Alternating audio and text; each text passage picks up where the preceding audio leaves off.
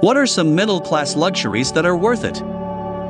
Story 1. Spare things. Example, pair of sunglasses in your car and your SO's car.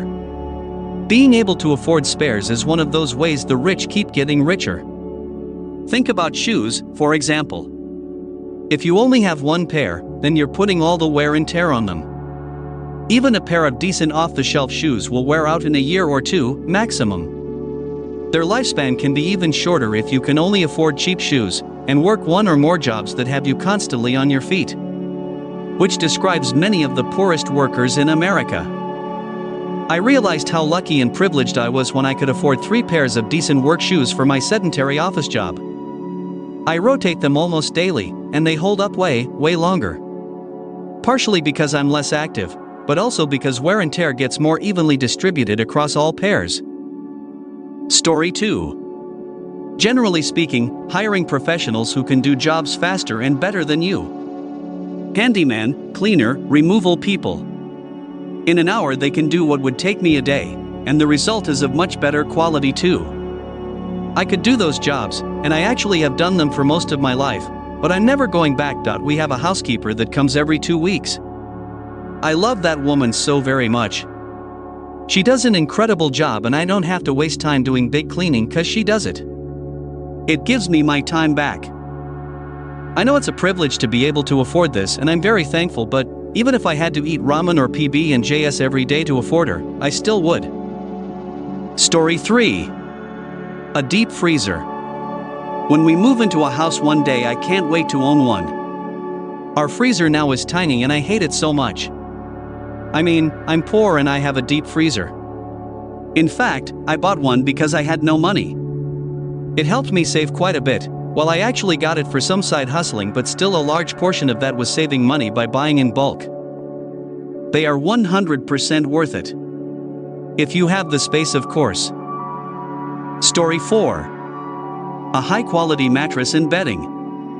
You spend a third of your life in bed, so it's worth every penny to make sure you're comfortable and getting good sleep. Also, noise-canceling headphones. The real sheet hack is to get 2 sheets and 2 comforters if you regularly sleep with a partner.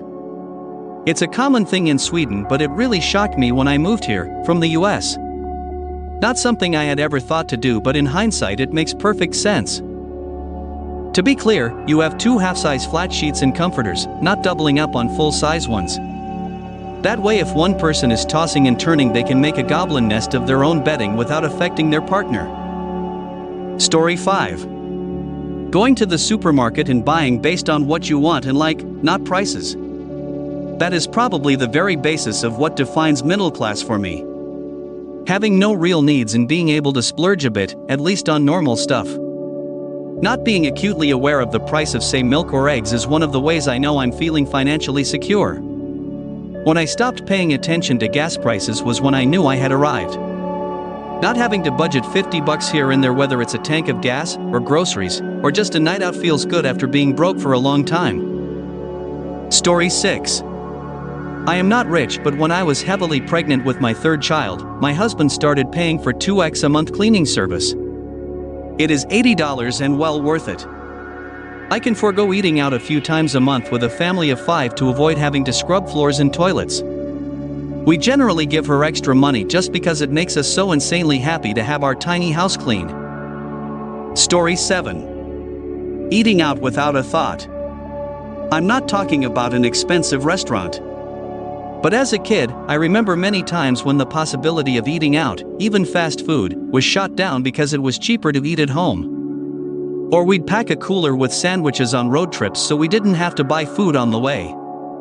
An actual sit-down restaurant experience with a waiter was a rare treat, like a couple times a year, maybe, and even then ordering a drink other than water or an appetizer or dessert was unlikely. Now, as my own family is squarely middle to upper middle these days, we don't think twice about hitting a restaurant on a random Friday night. The kids can order a bowl of queso to start without getting a lecture. Sure, we still eat at home most nights or pack a lunch for both health and money reasons. But having a meal out isn't a conscious budget sacrifice. Story 8. HEPA air filters. Couple $100 to improve the quality of your breathing. For those with allergies or sensitivities to pollutants, this could greatly increase the quality of your life. Bidets. Reverse osmosis filter, water is screw. Filter that crap. The cheapest one is probably a cast iron pan and seasoning it and continuing to use a lot of oil. Avoid the non-stick pans. All of these options are at most a couple hundred, something that middle-class people should be able to afford as a one-time purchase. Recurring purchases, organic foods. Story 9. I live in Buffalo, so we get snow. Like 2 years ago we got 80 inches of snow in 24 hours.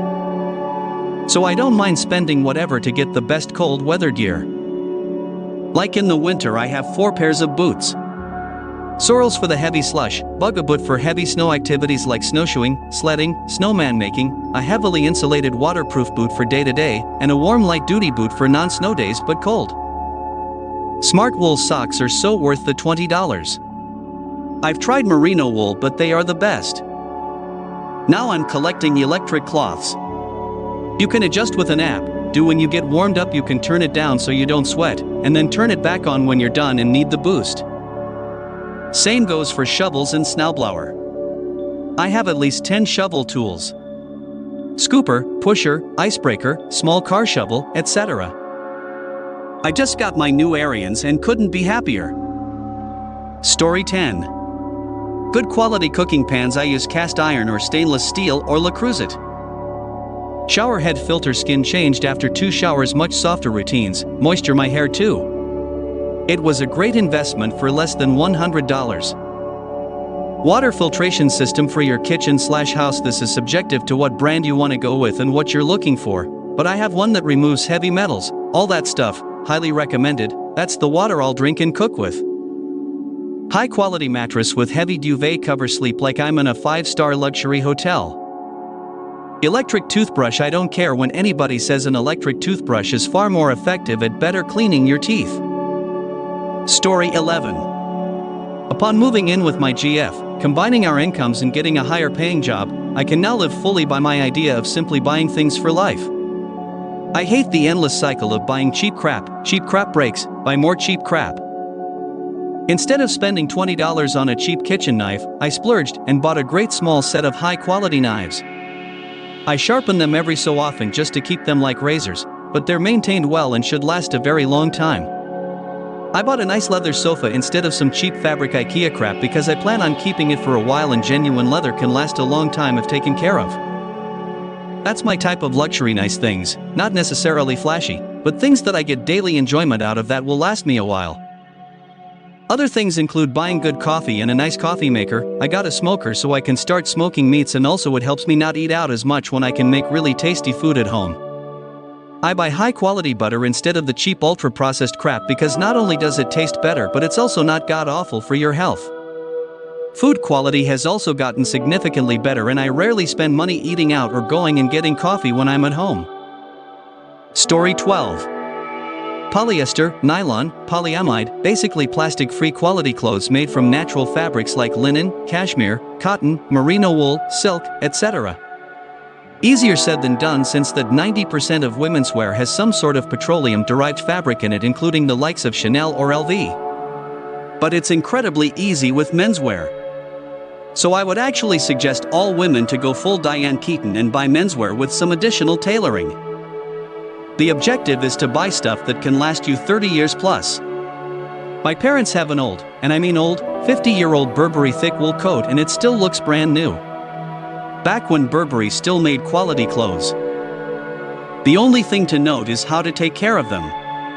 If it's dry cleaning only, then care becomes too expensive, so the sweet spot is stuff that can be washed cold or at 30 degrees.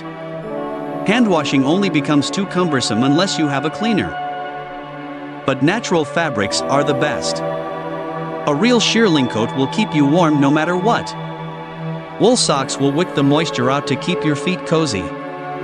These fabrics are the result of hundreds of millions of years of biological engineering, and we still can't replicate their properties with synthetic fibers.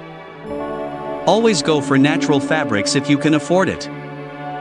Story 13.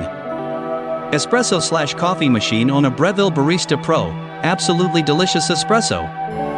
I cut back on spending coffee outside, worth every penny, I financed it.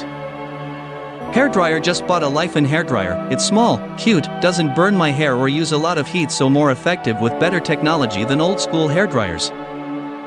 Skin care, so again this is subjective and it just depends what you're willing to invest, but high quality, actually proven medical grade skin care products for your face. You only need 1 or 2 to start off with, and just make sure you are using high quality sunscreen every day, preferably physical, not chemical barrier sunscreen. Your skin will go a long way and thank you. I use Skin Better and I use Isden for sunscreen. Story 14. Good food and coffee. I totally understand how fast food is a joy for some people, but it's greasy and sugary with little to no nutritional value, and after the inflation of the last few years, it's certainly not cheap. Starbucks is basically Dairy Queen with shots of espresso. You can spend a few more dollars for something with much more flavor, fewer calories, and way healthier.